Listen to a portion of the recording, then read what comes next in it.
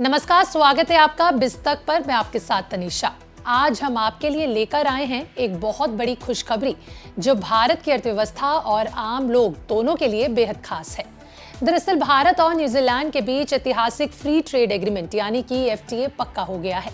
प्रधानमंत्री नरेंद्र मोदी और न्यूजीलैंड के प्रधानमंत्री क्रिस्टोफर की टेलीफोन बातचीत के साथ ही इस समझौते को सफल समापन का दर्जा मिल गया है। ये समझौता न सिर्फ दोनों देशों के आर्थिक रिश्तों को नई ऊंचाइयां देगा, ये सिर्फ एक व्यापार समझौता नहीं है, बल्कि भारत की एक्ट ईस्ट पॉलिसी की बड़ी जीत मानी जा रही है।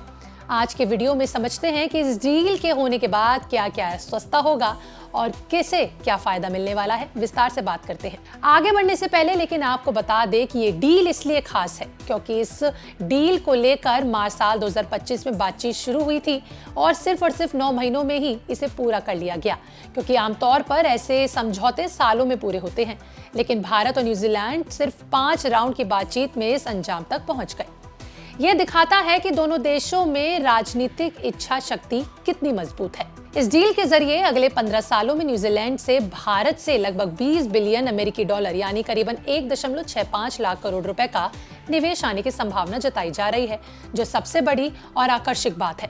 इतना ही नहीं, अगले 5 सालों में दोनों देशों के बीच बायलैटरल ट्रेड को 2 गुना करने का लक्ष्य भी रखा गया है। अब आप खुद ही सुनिए, इस ट्रेड डील के बाद मिनिस्टर ऑफ कॉमर्स जो हैं या और इंडस्ट्री के जो हैं पीयूष गोयल जी, उन्होंने इस पर क्या कहा, उनकी क्या टिप्पणी रही। Our complementary strengths between New Zealand and India, whether in agri-tech, whether in food processing, whether in clean energy and renewable energy, whether through mining, whether through our talent and skills of our young professionals, opportunities for dual degrees and setting up campuses of prestigious universities in India, while also encouraging Indian students to go to New Zealand and gain high quality education and promoting MSME manufacturing in India.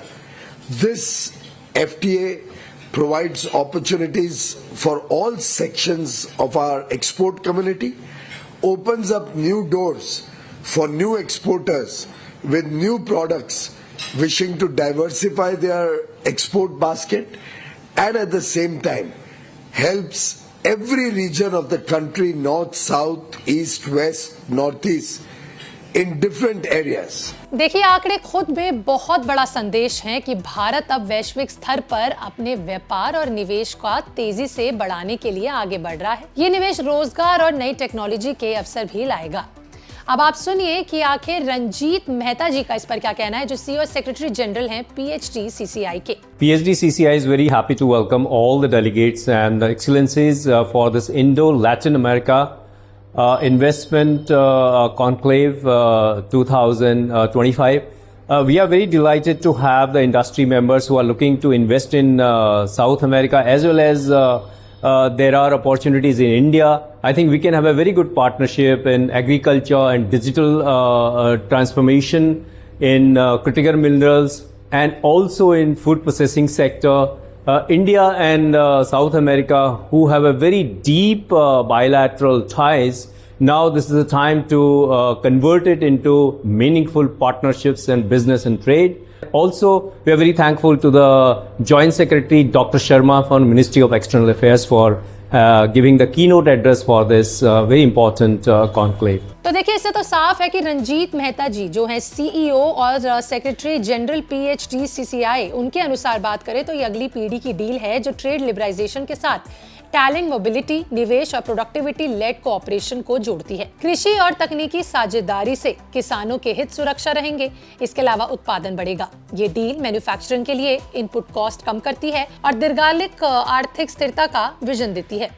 अब आप सोच रहे होंगे कि इस deal का मतलब आम लोगों के लिए क्या है, उनके लिए कैसे खास है। तो देखिए, आसान भाषा में कहें तो ये डील भारत की एक्ट ईस्ट पॉलिसी की बड़ी जीत है। इसके जरिए भारतीय कंपनियों को नई मार्केट मिलेगी और उपभोक्ताओं को अच्छी क्वालिटी के प्रोडक्ट्स कम कीमत में मिलेंगे। तो है ना, ये आम लोगों के लिए भी एक शानदार डील। भारत को इस डील से सबसे बड़ा फायदा टेक्सटाइल और ऑटो सेक्टर में मिलेगा। अब भारत से न्यूजीलैंड जाने वाले उत्पादों पर 0% ड्यूटी लगेगी, यानी कोई ड्यूटी नहीं लगेगी। वहीं पहले टेक्सटाइल, लेदर, अपैरल, कारपेट और ऑटो कंपोनेंट्स पर 10% तक का टैक्स लगता था, जो पूरी तरीके से खत्म हो गया है, जीरो हो गया है। इसका मतलब है कि भारतीय सामान न्यूजीलैंड में चीन और अन्य देशों के मुकाबले सस्ते और पारदर्शी हो जाएंगे। ये खासकर छोटे और मझोले व्यवसायों के लिए बड़ा अवसर है, क्योंकि अब से वे अंतर्राष्ट्रीय बाजार में आसानी से अपनी जगह बना पाएंगे और उन्हें किसी का मुंह नहीं देखना पड़ेगा।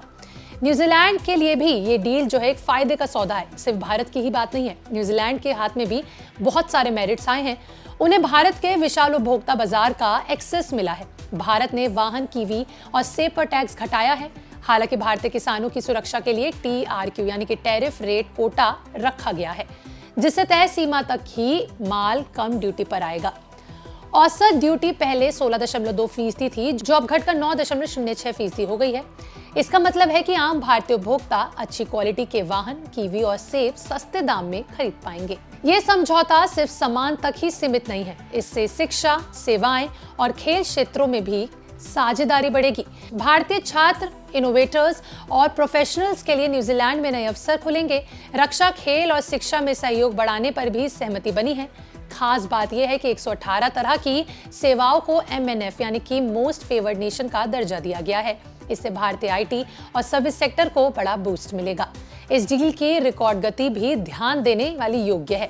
यानी कुल मिलाकर देखा जाए तो ये FTA भारत के लिए आर्थिक, राजनीतिक और उपभोक्ता दृष्टि से फायदे का सौदा है। अगले 15 सालों में निवेश, रोजगार और व्यापार के नए अवसर खुलेंगे।